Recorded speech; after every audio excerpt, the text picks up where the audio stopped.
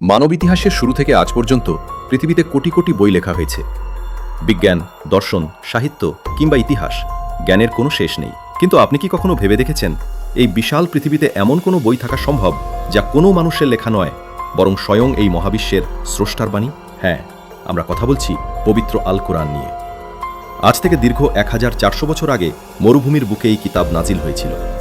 সবচেয়ে অলৌকিক বিষয় হলো, এত বছর পার হয়ে গেলেও এর একটি অক্ষর বা একটি জের জবরও কেউ পরিবর্তন করতে পারেনি।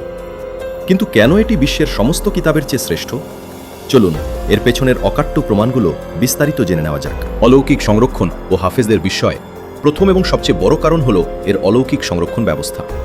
পৃথিবীর যে কোনো বিখ্যাত বই, তা শেক্সপিয়ারের সাহিত্য হোক কিংবা আইনস্টাইনের থিওরি, যদি আজ দুনিয়া থেকে তার সব কপি পুড়িয়ে ফেলা হয়, তবে তা হুবহু পুনর্নির্মাণ করা অসম্ভব। কিন্তু কোরআনের অলৌকিকতা এখানেই যে আল্লাহ নিজেই এর সংরক্ষণের দায়িত্ব নিয়েছেন। এটি বিশ্বের একমাত্র কিতাব যা কোটি কোটি মানুষের হৃদয়ে হুবহু মুখস্থ রয়েছে। 7 বছরের শিশু থেকে শুরু করে 80 বছরের বৃদ্ধ, সবাই এটি অনায়াসে মুখস্থ রাখছে।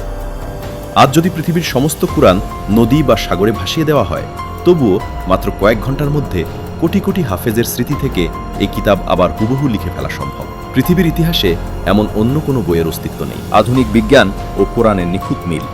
দ্বিতীয় কারণ হলো এর বৈজ্ঞানিক অলৌকিকতা। মনে রাখবেন, কোরআন কোনো বিজ্ঞানের বই নয়, এটি মানবজাতির জন্য একটি গাইডবুক। কিন্তু এতে বিজ্ঞান নিয়ে এমন কিছু আয়াত রয়েছে যা তৎকালীন মানুষের পক্ষে জানা কোনোভাবেই সম্ভব ছিল না। যেমন, বিজ্ঞান মাত্র গত শতাব্দীতে আবিষ্কার করেছে যে এই মহাবিশ্ব প্রতিনিয়ত বড় হচ্ছে, যাকে বিগ ব্যাং তত্ত্বের অংশ বলা হয়।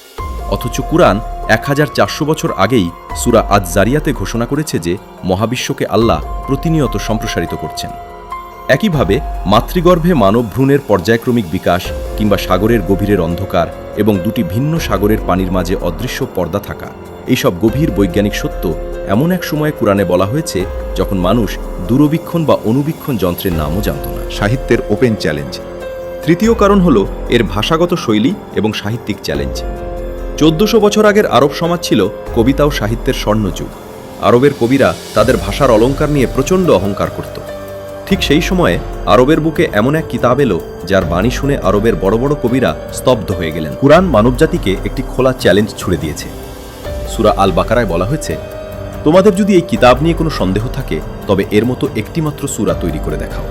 আরব কবিরা ইসলামকে ধ্বংস করার জন্য যুদ্ধ করতে রাজি হয়েছিল, কিন্তু তাদের সমস্ত মেধা খাটানোর পরও কুরআনের মাত্র 3 লাইনের একটি ছোট সূরার সমকক্ষ কোনো সাহিত্য তারা তৈরি করতে পারেনি। এই চ্যালেঞ্জ আজ 1400 বছর পরও একইভাবে বহাল আছে। পূর্ণাঙ্গ জীবনবিধান ও মানসিক শান্তি। চতুর্থ কারণ হলো এটি একটি কমপ্লিট লাইফ কোড বা পূর্ণাঙ্গ জীবনবিধান।